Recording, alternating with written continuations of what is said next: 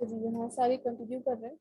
अच्छा, मुझे बता दीजिएगा अगर आपके पास स्लाइड्स जो है वो चेंज ना होते हुए अगर नजर आए तो, ठीक है। यहाँ पे आपके पास हिस्ट्री है ब्लॉकचेन की, ठीक है, बिटकॉइन की थोड़ी सी हिस्ट्री के आपके पास। जो बिटकॉइन कॉन्सेप्ट आया था वो 2008 में आया था, ठीक है। तो बेसिकली यहाँ पर जो पब्लिश हुई थी चीजें सूडोनिम से हम कह रहे होते हैं। फिर 2009 में हमारे पास बिटकॉइन का कॉन्सेप्ट है, हाँ बस बिटकॉइन के सेशंस हैं अलग से बिल्कुल। और 3 to 4 सेशन हमारे पास जो है वो अलग से होंगे, यानी क्लासेस जो है हमारे पास बिटकॉइन के लिए है। तो डेफिनेटली ये सब एक छोटी सी हिस्ट्री जिस तरह से ब्लॉकचेन की थी इसी तरह बिटकॉइन की भी है, ठीक है। क्रिप्टो करेंसी स्टॉक एक्सचेंज वगैरह लॉन्च हुए थे 2010 के अंदर। फिर हमारे पास 2011 के अंदर जो 1 बिटकॉइन था वो इक्वल था $1 के, ठीक है। ये 2011 की बात है। इसी तरीके से हमारे पास उसके बाद 2013 में 1 बिटकॉइन जो था वो 100 USD का हुआ। इन 2014 माइक्रोसॉफ्ट ने एक्सेप्ट करना स्टार्ट कर दिया बिटकॉइन। और फिर 17 के अंदर हमारे पास जो है 10,000 USD का एक इस वक्त बिटकॉइन जो है, या उससे भी ज्यादा तो हो चुके हैं मेरे साथ साथ बिटकॉइन। तो डेफिनेटली बिटकॉइन की जो रेस है वो काफी ज्यादा तेजी से इंक्रीज हुई है, जिसकी वर्थ है और अब काफी ज्यादा एक्सपेंसिव समझ जाते हैं। यहाँ पे हमारे पास एग्जाम्पल है जिसके अंदर हम देख सकते हैं कि मेरे पास ये एक पूरा कंप्लीट सेंट्रलाइज सिस्टम है, जहाँ पे अगर मुझे अपने पास artificial stock transaction happens in second but it settlement take a week, ठीक है। हमारे पास हो क्या रहा होता है कि अगर हम कोई भी एक हाउस सेटलमेंट की बात करें या फिर मैंने एक अपने पास कोई हाउस परचेजिंग की बात करें, तो हमारे पास यहाँ पे जैनब,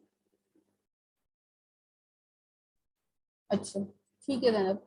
तो आपके पास यहाँ पे अगर हम हाउस परचेजिंग की बात करें तो हमारे पास एक बीच में कोई ना कोई सेंट्रलाइज्ड पार्टी या सेंट्रलाइज सिस्टम होता है जिसके थ्रू आपके पास सारे काम कर रहे होंगे, और फिर उसी के ही थ्रू आपने अपने आगे की जो फर्दर जो भी प्रोसेस है उनको करना होगा इस सेंट्रलाइज सिस्टम के अंदर। बट अगर मेरे पास ये इंटरमीडिएटरी बीच में सेंट्रलाइज सिस्टम ना होता, तो फिर हमारे पास अगर डिसेंट्रलाइज होता या आपके पास कह लें कि इस बीच की जो थर्ड पार्टी है अगर हम इसको रिमूव कर देते तो फिर हमारे पास एप्लीकेशन किस तरह से मूव वर्क करेगी।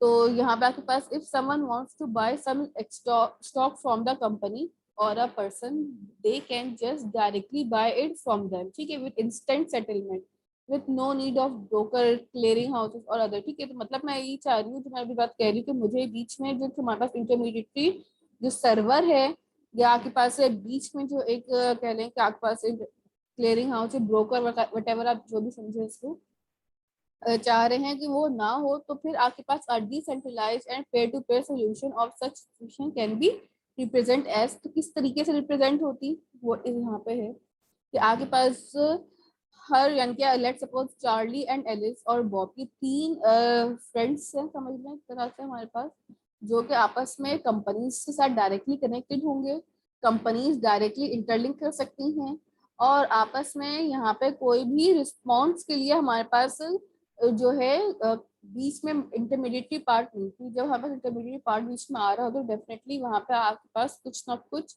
ट्रांजेक्शनल स्टोरेज के लिए भी अमाउंट जारी होती है। सो ये आपके पास एक बेटर वे है कि अगर हम आपके पास peer to peer trading in blockchain के पर्पज से करना स्टार्ट कर दें, क्योंकि अभी तक हमारे पास जितने भी सिस्टम्स बने हुए हैं या काम कर रहे हैं वो सारे के सारे सेंट्रलाइज्ड हैं। तो डेफिनेटली सेंट्रलाइज सिस्टम को ओवरकम करने के लिए ही ब्लॉकचेन है, जिसके अंदर आपके पास directly peer to peer connection आप बना के काम कर रहे होते हैं, ठीक है। मैं इसके अंदर क्या डेटाबेस भी हमारा चेंज होता है क्या, या नॉर्मल जैसे बिल्कुल, माइस्क्ल वगैरह डेटाबेस हमारे होता है पास वही? जो हमारे पास डेटाबेस है ना जैसा लाइक माई सीक्वल हो गया या फिर आपके पास एसक्यूएल सर्वर हो गया, फाइलबेस हो गया, हमारे पास यहाँ पे कोई भी डेटाबेस यूज नहीं हो रहा होता क्योंकि ब्लॉकचेन खुद इटसेल्फ डेटा स्टोर कर रहा होगा हमारा, तो हमें वो अलग से। इंक्रिप्शन हाँ की इंक्रिप्शन करता है जो शॉ की 256 की इंक्रिप्शन कर देता है, बस उसके अंदर सारा डेटा होता है आपके अंदर। एग्जैक्टली हाँ। बिल्कुल सारा डेटा उसी के अंदर ही जा रहा होगा जो भी आपके पास कोई ट्रांजेक्शन परफॉर्म कर रहे हैं।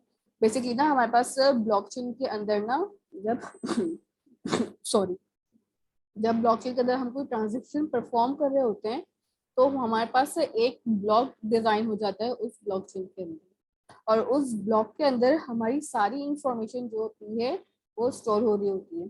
अच्छा, ब्लॉकचेन के अंदर इंफॉर्मेशन स्टोर करने के भी मैकेनिज्म है कि लाइक आपके पास क्या क्या चीजें स्टोर होंगी। ट्रांजेक्शनल हैश होगा, टाइम स्पेन होगा, ट्रांजेक्शन ब्लॉक का नंबर होगा।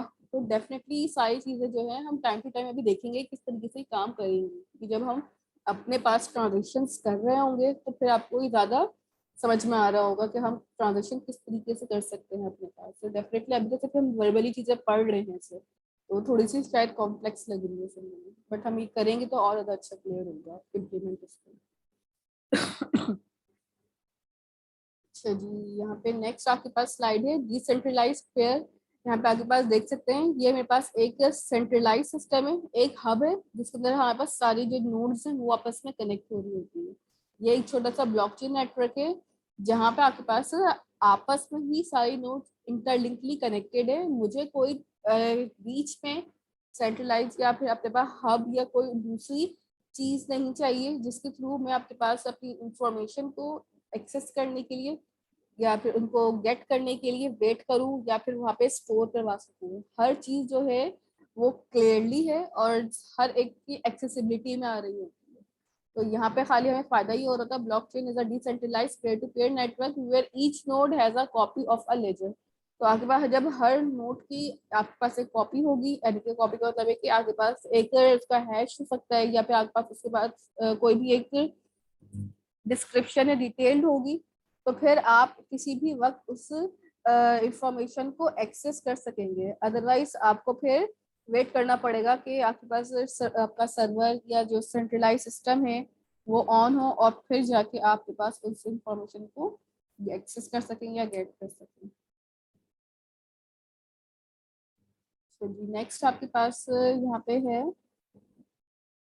जो हम देख चुके हैं कि किस तरीके से काम करेगी। आपके पास blockchain as a data structure हमारे पास है कि अगर हम बात करते हैं ब्लॉकचेन के एज अ डेटा स्ट्रक्चर तो ये गलत नहीं होगा, क्योंकि अगर हम ब्लॉकचेन को अगर एक डेटा स्ट्रक्चर भी कह सकते हैं आपके पास, क्योंकि आपके पास you can see there are two major parts of every block. हमारे पास जी जो एक ब्लॉक अगर हम देख रहे हैं तो हर ब्लॉक जो है उसका एक हेडर पार्ट है, ठीक है, this is called the header part.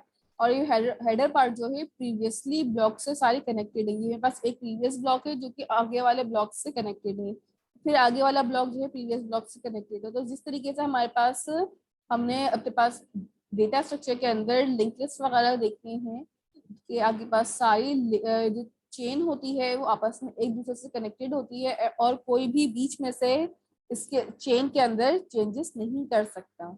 तो इसी तरीके से यहाँ पे भी वही वाली चीज है कि आपके पास ब्लॉक चेन जो है एज अ डेटा स्ट्रक्चर भी है, जो कि आपके पास अपने अंदर ही ब्लॉक की फॉर्मेट में डेटा को स्टोर कर रहा होगा। यहाँ पे यही वाली बात पूरी डिफाइन की हुई है, इसको मैंने वर्बली बता दी है। तो अगर आप चाहें तो ये स्लाइड्स मैं आपको एलएमएस पे ही शेयर कर दूंगी, वहां पे आप इसको आराम से पढ़ भी सकते हैं। बुक अगर आप लोग को रेफरेंस ना मिल रहा हो तो बता दीजिएगा, मैं बुक भी शेयर कर दूंगी। ये सारी चीजें बुक के अंदर भी हैं अवेलेबल। एग्जाम्पल्स वगैरह जो हैं और डायग्राम वगैरह जो है मोस्टली बुक की हैं। कुछ डायग्राम या कुछ पिक्चर ऐसी हैं जो बुक में नहीं है, तो डेफिनेटली फिर वो हमने सोर्स करनी होगी इंटरनेट पे से ही। तो आप लोग बुक भी फॉलो कर लें, एक जो मैंने बताई है, और दूसरा ये स्लाइड्स भी फॉलो कर लें। दूसरा मुझे बात करनी थी कि आप लोग के डेफिनेटली प्रोजेक्ट्स भी होंगे। तो आज तो खैर हमारी फर्स्ट क्लास है, तो आप लोग अपने पास अपने हिसाब से ग्रुपिंग कर लीजिएगा। मैक्सिमम 2 स्टूडेंट्स हो सकते हैं हमारे इस सेमेस्टर में प्रोजेक्ट के अंदर। आप इंडिविजुअल करने में इंटरेस्टेड है तो मोस्ट वेलकम, आप कर सकते हैं इंडिविजुअल प्रोजेक्ट भी। लेकिन अगर आपने ग्रुपिंग करनी है तो फिर आप अपने साथ कोई एक पार्टनर ले सकते हैं। काइंडली ये रिक्वेस्ट मत करिएगा कि बस 3 ले लें 4 ले लें, कि डेफिनेटली फिर 3-4 लोग काम नहीं करते, फिर वो आराम ही कर रहे होते हैं। कोशिश करिएगा सिर्फ 2 लोगों का ग्रुप हो। और किस तरह के प्रोजेक्ट्स बनाने हैं ये हम डिस्कस करते रहेंगे, और जब मैं ईद के बाद ऑन कैंपस क्लास में स्टार्ट करूंगी तो फिर मैं वहाँ पे भी आपको और गाइड कर दूंगी किस तरह से आप लेंगे। बट उससे पहले आप लोगों को प्रोजेक्ट डिसाइड करने होंगे कि आप लोगों ने किस तरह के प्रोजेक्ट्स पे काम करना है। हमारी नेक्स्ट क्लास भी ऑनलाइन ही है, तो जिन्होंने डेट ज्वाइन किया तो मैं बता दूँ कि आपने जो थर्सडे वाली क्लास अभी लेनी है वो भी आप ऑनलाइन ही लेंगे। ईद के बाद फिर हम आपके pass on campus class start करेंगे। और जो 2 क्लासेस आपकी लास्ट वीक की रहती हैं उनका मेकअप भी होगा। मे पॉसिबल कि वो हम इसी वीक में शायद ऑनलाइन अरेंज कर लें, या फिर अगर ना हो सका तो फिर हम ऑन कैंपस आने के बाद ही उसका मेकअप प्लान कर लें। अच्छा, यहाँ पे हमारे पास एक एग्जाम्पल है जिसके अंदर आपके पास ये एग्जाम्पल बुक की है by the way. Assume there are 3 candidates, Alice, Bob, and Charlie, who are doing some monetary transactions each among each other on a blockchain network. अगर अब हमारे पास ना 3 दोस्त हैं, 3 दोस्त समझ गए या 3 लोग समझ गए, Alice, Bob and Charlie. Basically ये अपने पास कुछ ट्रांजेक्शन परफॉर्म करना चाह रहे हैं, ठीक है, with the help of blockchain. तो अगर लेट सपोज कि मेरे पास 3 है, ये एलिस है, बॉब एंड चार्ली और डेव। डेव की अगर आपको नीड नहीं है तो कोई मसला नहीं। सो स्टेप 1 में हम अज्यूम कर रहे हैं कि ये एक ब्लॉकचेन का मैकेनिज्म है जहाँ पे हम अपने पास डायरेक्टली ट्रांजेक्शन्स करवा रहे हैं। मेरे पास ना यहाँ पे कोई बीच में सेंट्रलाइज सिस्टम नहीं है जो कि इन ट्रांजेक्शन्स को मॉनिटर कर रहा होगा, या मेरे पास कोई ऐसा बैंकिंग बीच में फैक्टर नहीं है जो कि मेरे पास चार्ज हो सकता है कर रहा हो या करना चाह रहा हो, ठीक है। तो हमारे पास डायरेक्टली ट्रांजेक्शन यहाँ पे हो रही है कि लाइक एलिस जो है देना चाहता है $50 with her which is genesis to all transaction and every node is aware of it, ठीक है। एलिस जो है अपने पास कुछ अमाउंट है, वो जो हम आगे की स्लाइड में देखेंगे, वो शेयर करने में इंटरेस्टेड है बॉब को, ठीक है। तो एलिस जो है बॉब को डायरेक्टली जो है शेयर कर रहा है। अच्छा, यहाँ पे ना एक पॉइंट लिखा हुआ था, इस पॉइंट को जरा याद रखिएगा, भी हम इस पर बात भी करेंगे। Let us assume that Alice has $50 with her, which is the genesis of all transaction and every node is aware of it. मतलब कि आपके पास अगर मैं कोई एक ट्रांजेक्शन परफॉर्म कर रही हूँ तो डेफिनेटली चार्ली, डेव और बॉब, इन तीनों को भी उसकी नो हाउ होगी अगर मैंने एक ब्लॉक के अंदर भी चेंजेस अप्लाई करी होगी। इट मीन्स दैट कि जब इंफॉर्मेशन अपडेट होती है तो सारे ब्लॉक्स की साथ हो जाती है, ताकि हर ब्लॉक को पता हो कि इस ब्लॉक के अंदर ये वाली चेंजेस अप्लाई हुई है। इसी तरह अगर मेरे पास बॉब को चार्ली को कोई अमाउंट देना है तो डेफिनेटली वो अमाउंट भी आप डायरेक्टली हम इसमें कर सकते हैं, और ब्लॉकचेन में वो जाके जो ब्लॉक है जिसके अंदर ये नोड सेफ हुई होगी वहां पे ये डेटा अपडेट हो जाएगा कि आपके पास ये वाली जो अमाउंट है ये इसको इतनी पे करनी है। तो यहाँ पे आपके पास डायरेक्टली 1-to-1 की पेयर टू पेयर जो कनेक्शन है ना वो चल रहा होगा ब्लॉकचेन के अंदर, बीच में कोई भी आपके पास चीज नहीं होगी जो इंटरलिंक कर रही है आपस में, ठीक है। Please note that the transaction data in block is immutable. Immutable का मतलब क्या है कि आप उसको चेंज नहीं कर सकते। If you have once transacted और आपने एक दफा परफॉर्म कर दिया तो वो इरिवर्सिबल प्रोसेस नहीं है। All the transaction are fully irreversible, any changes would result in a new transaction. अगर मैं कोई चेंज करती हूँ उसमें तो डेफिनेटली फिर वो एक न्यू ट्रांजेक्शन बन जाएगी। अपडेट वाला काम जिसको हम कहते हैं ना अपने नॉर्मली प्रोजेक्ट्स के अंदर, तो यहाँ पे वो अपडेट वाला काम नहीं होगा। यहाँ पे फिर वो एक नया ब्लॉक क्रिएट करके एक न्यू रिजल्ट जनरेट कर देगा, which would get validated by all contributing nodes. Every node has its own copy of blockchain. हमारे पास हर एक नोड की डिफरेंट कॉपीज बन जाती हैं ब्लॉकचेन के अंदर, ठीक है। बेसिकली ब्लॉकचेन हमारे पास ट्रांजैक्शन जो भी हम कर रहे होते हैं उन सब का जो है वो एक अलग अलग ब्लॉक बना के रख देती हैं, और फिर उस ब्लॉक को हम वेरीफाई करके चेक कर सकते हैं बाद में। हम उसमें कोई चेंजेस अप्लाई नहीं कर सकते। अगर एक बार ट्रांजेक्शन हो चुकी है, एक बार आपने कोई चीज स्टोर कर दी है तो डेफिनेटली फिर वो स्टोर ही रहेगी, वो चेंज करने वाला जो ऑप्शन है वो अवेलेबल नहीं होगा। आप यहाँ पे आपके पास कुछ क्वेश्चंस हैं जो माइंड में पॉपअप होने चाहिए। What if Alice pay the same amount to Dave to double spend the amount, ठीक है। और if what she is making a payment without having funds in her account, ठीक है। लेट सपोज कि मेरे पास यहाँ पे कुछ प्रॉब्लम्स हो सकती है। लेट सपोज कि मैंने एलिस ने बॉब को $50 जो थे वो पे किए थे। अगर वही सेम अमाउंट अगर मैं डेफ को भी पे कर रही होती, डबल स्पेंड कर रही होती, तो उसके रिजल्ट में मेरे पास क्या होता, या कितनी ट्रांजेक्शन मेरे पास काउंट हो रही होती। तो इस टाइप के क्वेश्चन भी डेफिनेटली आपके पास आ रहे होंगे। तो इन सब का जो है आंसर आपके पास, we are going to cover those details in our next following chapters. मतलब आगे के जो चैप्टर्स हैं उनके अंदर हम ये चीजें डिस्कस कर रहे होंगे कि अगर पास डबल स्पेंड हो जाए या अगर डबल अमाउंट चली जाए तो वो किस तरीके से फिर आपके पास काउंट होगी, या फिर उसका ब्लॉक जो है या उसकी डिटेल जो है आप किस तरीके से फाइंड आउट कर सकते हैं। तो ये सारी चीजें आपके पास फर्दर चैप्टर्स में आएंगी। आज का तो खाली हमारा इंट्रोडक्शन का ही चैप्टर है, तो हम उस पर ज्यादा डिटेल्स में नहीं जाएंगे। यहाँ पे हमारे पास डिफरेंसेस हैं, होपफुली स्लाइड क्लियर हो आप लोगों को, जिसमें सेंट्रलाइज्ड और डिसेंट्रलाइज्ड सिस्टम के बारे में आपके पास डिटेल डेफिनेशन वगैरह सारी लिखी हुई है कि आपके पास एक सेंट्रलाइज सिस्टम अगर आप होगा तो आगे बहुत उसमें सिस्टमाइज काम होगा, और अगर डिसेंट्रलाइज हमारे पास सिस्टम है तो उसके अंदर फ्रीली एंड ओपन एनवायरनमेंट है, आप खुद से उसमें अपने पास काम कर सकते हैं। ऑथराइजेशन की अगर बात करते हैं तो लाइस विद टॉप मोस्ट ऑफिशियल्स के आपके पास यहाँ पे टॉप प्रायोरिटी दी जा रही होती है। और अगर हमारे पास डिसेंट्रलाइज सिस्टम की बात करी जाए ऑथराइज की, तो डिफरेंट लेवल्स पे डिफरेंट मैनेजमेंट के लोग होते हैं जो इस ऑथराइज को मैनेज कर रहे होंगे। इम्प्लीमेंटेशन की बात करते हैं अगर हम सेंट्रलाइज में, when the organization lack considerable control, और अगर हमारे पास डिसेंट्रलाइज सिस्टम होगा तो when organization consist of considerable controls। तो अगर किसी ऑर्गेनाइजेशन में इम्प्लीमेंट हुआ है हमारे पास तो डेफिनेटली वहां पे फिर आपके पास जो है, तो वहां पे आपके पास कंसिडर किए जा रहे होंगे सारे कंट्रोल्स और राइट्स को। प्राइम बेनिफिट आपके पास सेंट्रलाइज सिस्टम को क्या है कि प्रॉपर लीडरशिप और कोऑर्डिनेशन के साथ आपके पास सिस्टम में काम किया जा रहा होगा। और अगर डिसेंट्रलाइज की बात करें तो शेयरिंग रिस्पॉन्सिबिलिटीज एंड वर्कलोड, आपके पास यहाँ पे वर्कलोड और रिस्पॉन्सिबिलिटीज शेयर्ड होती है। वो किस तरीके से करेंगे काम, वो बेसिकली आपके पास एक एल्गोरिदम होता है कंसेंसस का। तो कंसेंसस एल्गोरिदम जब अभी आएगा हमारे पास आगे की स्लाइड्स में तो हम उसको भी डिस्कस कर लेंगे।